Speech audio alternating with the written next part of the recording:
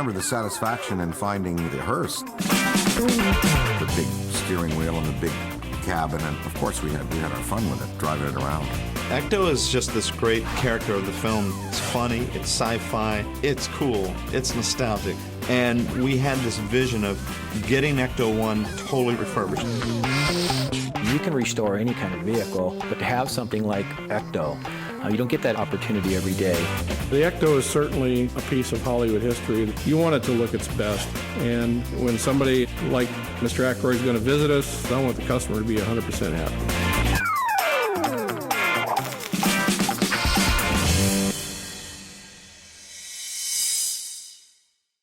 One of the interesting things when we started the refurbishment piece was realizing that Ecto-1 really is the genesis of Dan. He knew that there was this car he had in mind. Dan is so technical.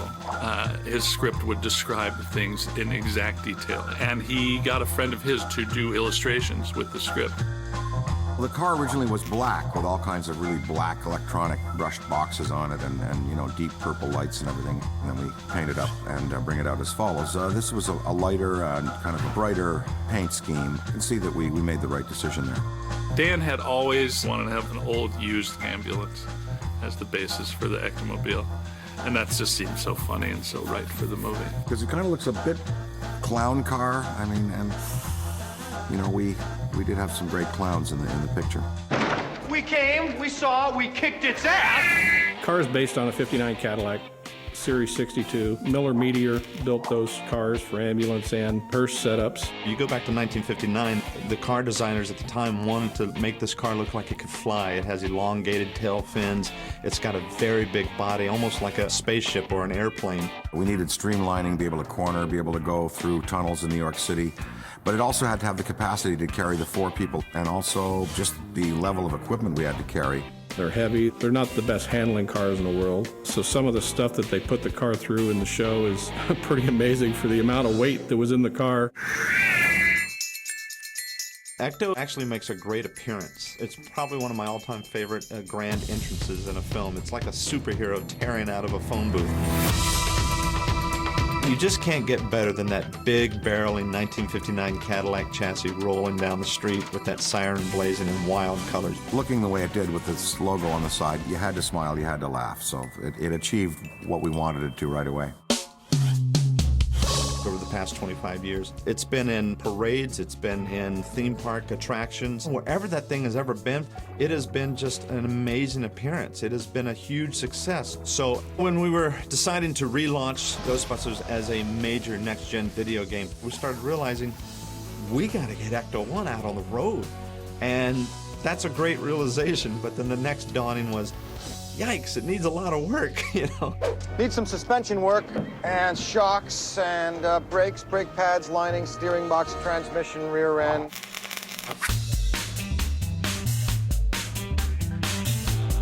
I got a call from Keith Hargrove, asking me, we want to use Ecto like a promotional bit, and we're thinking about, cleaning thing up real nice, make it look great. We do that here. We knew that Cinema Vehicle Services had a background. First time you visit their warehouse, it is an eye-opener. If you say, I need 17 police cars from circa 1984, they have it, or they'll build it. And Ecto-1, we just felt like we had a perfect fit, and that's when the refurbishment process really took off.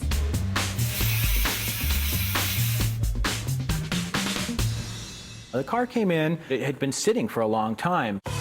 The belts, hoses, fluids, carburetor, fuel tank, all the fuel lines, most of the wiring, had to be refurbished or replaced. The body has had a lot of weathering over the years. There were some rust issues that probably were inherent with that car when they first bought it.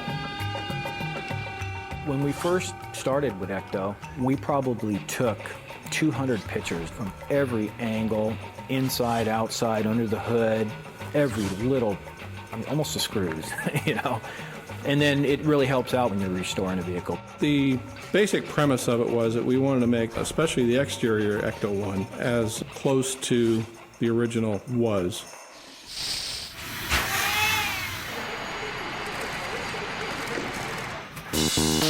We disassembled what we needed to on the exterior components. We sent all the exterior components to our different departments, to fabrication, electrical, and had those parts gone through. The very first time I got kind of scared was the day I got there and all the accessories had been lifted off the car, so it was just stripped bare. And that was the day I realized to myself, well, there's no turning back now. We have to refurbish this car because we just dismantled it. Bodywork was pretty tough. We replaced as much sheet metal as need be, sent the actual body of Ecto to our body shop, started primering it, sanding it, get it ready for paint.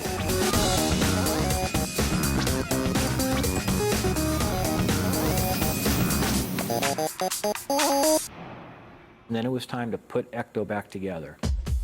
We end up restoring the light bars on the top of Ecto, replacing the lens, polishing some lenses. A lot of the old motor mechanisms, we had to upgrade them and put newer motors in them. And then I remember we ran that car for about a day and a half, literally about 12 hours a day, just to try to get it to fail. And there were certain things that did fail. We wanted to make sure it was dependable.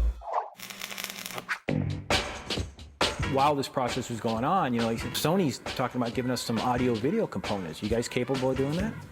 Sure. A few issues on the audio equipment that you and I have been talking about is making sure, first of all, that when we put it in, it doesn't look too out of place. We need to sneak it in strategically to where everyone doesn't go, hey, that wasn't a part of the original. So we want to keep the asset pure.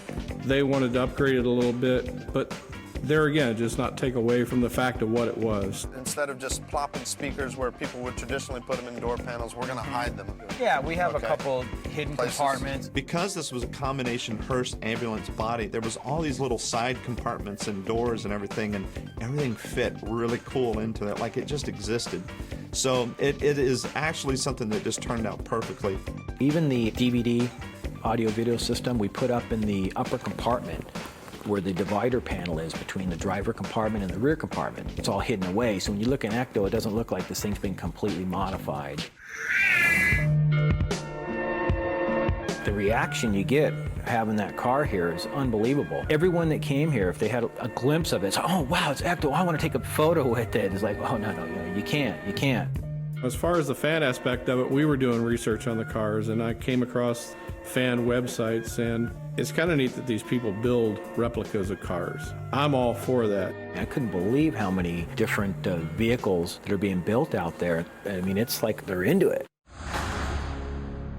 During the refurbishment, we started realizing that there were people out there that climb fences and sneak into garages. Basically, I felt like a detective. I had to watch people coming in the shop. I actually caught a couple guys with a camera. I had to chase them all around. But, I mean, that's how much attention that car gets, where you can get people trying to sneak in our shop taking pictures. There's always stuff that comes up that you don't anticipate, especially when you're working on a 40-year-old car. It was a bit of a challenge trying to find some old bits and gadgets to restore some of the outside pieces. So a lot of it was just handmade stuff. We got stuff from all over the world. The windshield came out of South Africa, if I'm not mistaken. I was really worried that the chrome, you're not going to find too many chrome pieces that fit a 1959 Cadillac anymore. And if you do, it's probably going to need an extensive amount of polishing and refurbishment. Well, everything we did to Ecto, it was a little tricky, but once you start putting all the chrome on it, that's when you start seeing the car. And then last and least is pretty much just the upholstery and the paint work on it. We polished up the gurney. We're able to do a lot of stuff with the electronics. And you step back and you look at it and you go, that's cool. Yeah, that looked good. Yeah, that's nice. We started realizing, step by step, we were getting there. We were actually getting closer. Great. Oh, well. We knew we sort of had a VIP coming, and it wasn't just to drop by. We knew that it was also sort of an unofficial approval process of how well did we do. Sir, how do you do? Mr. Aykroyd, Ray Claridge. Ray, thank you so much for welcoming me to the gates of heaven, Cinema Vehicle Services. Only in Hollywood could you have a place like this. There was a buzz around the shop when the word got out that Dan Aykroyd would be here. Everybody was coming up to me, oh, is that true?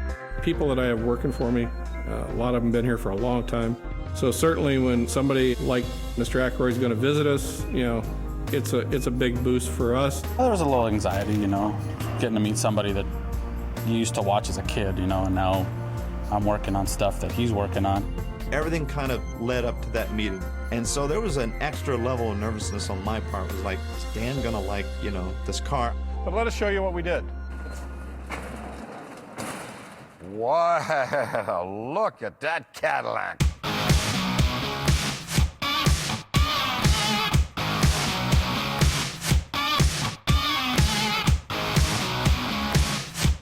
First time you see the car on film, you're like, wow, it's a big car, it's pretty impressive. First time you see it in person, I mean, it is honking huge. It's the prehistoric SUV. Congratulations, first of all. I mean, this is magnificent. It's been an endeavor of Thank joy. you. Oh, it's beautiful. I'm sure he was surprised seeing the car from, 25 years ago to now, seeing it in a different state. Well, when he first saw the car, I think he was quite surprised at how much of the originality was still there. And it shocked me of his knowledge, actually. I mean, he knows a lot about those old Cadillacs. Now, this, of course, is the 59 Cadillac, which was based upon, I think, either an M&M or Hess and Eisenhart coach. I'm not sure. This one, I believe, is the M&M coach. M&M coach, yeah. 58, a little different fin. But, I mean, that is positively just impaling. But you've just flawlessly brought it back. God, I'm glad I didn't have to pay for this. Dan really is the tech wizard and can talk about the car in levels that no one else can talk about the car. Those are Muon scrubbers up there. Okay. Yeah. We had lost that in translation. Yeah. Everything on there has a reason, for sure. There's the radio, GPS locator. There's, high-intensity microphones, EMF scrubbers. It was all related to the hardware needed to go out and do what we had to do, which was a dirty, dirty job. Dr. Spengler had to miniaturize this for mobile purposes. That's how brilliant Dr. Spengler was. You see. It was very tough to get it back up and running since we didn't have the schematics on it. No, that's right. He had a backstory for every gadget, and he wasn't making it up. Theoretically, if you gave him enough time and enough money, he could make that stuff work. Now, these condensers in here, I assume, are for these landing strobes that we have. These are aircraft landing strobes. You really get that thing that it was not just another prop, that it wasn't just something in their holster. It was like a buddy that was along the ride for the filming.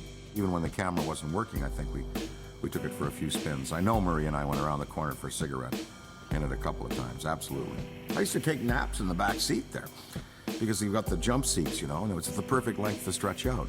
We were in the back seat, and he was looking at the DVD display of the movie. And at that moment, he was just a guy enjoying the movie and enjoying the car. Kind of brings it all back again. I'm so proud of the way it holds up, really. The film holds up really, really well. Yeah, I think he wanted to, just for old time's sake, get in it and rev it up and drive it, and just to bring back his memories, too. Sounds good. Cool. Oh, he was chomping at the bit, I think. He jumped right in and fired it up. Feels good, man. So we're going to take this thing for a little cruise. It's got that beautiful Cadillac motor. I pushed it pretty hard at driving it, absolutely. I got some sparks out of it and leaned on it a little bit. Oh, yeah, they got it running good. Just seeing him take off and hearing him corner around a couple of corners, it was like, oh, that was cool. That was cool watching those two get together again. I think he'd have taken it home if he could have, but it made it out and it made it back, so our job was done. As we were really getting close to the end of the refurbishment process, it was quite a journey. There was a lot that we were impressed with Cinema Vehicle Services. We did this for the promotional value, of course, but as the process kept going, we started realizing we're doing this really for the fans. We put so much time and effort into the car. The thing means a lot to me. Seeing it finished from when it first got here to, it leaving completed, I'll have memories forever. And having Dan Aykroyd come over, God, that's something that, I'll be telling my grandkids about for years. This is the real car. And that's what was special to us. If Sony would have come to us and said, look, we want to build 3 copies of the Ecto, it'd have been another job. But when you get to take a piece of Hollywood history and rebuild it, and then a new generation of fans get to see it, that's special. Ecto-1 really holds itself well up there in the pantheon of movie vehicles. The people who worked on the car were able to elaborate on it to the magnificence that you see here. I never thought I'd see it shined up and looking so good. Well, it's going to have to do a lot of work around the country. But for ghost busting, you can't beat it.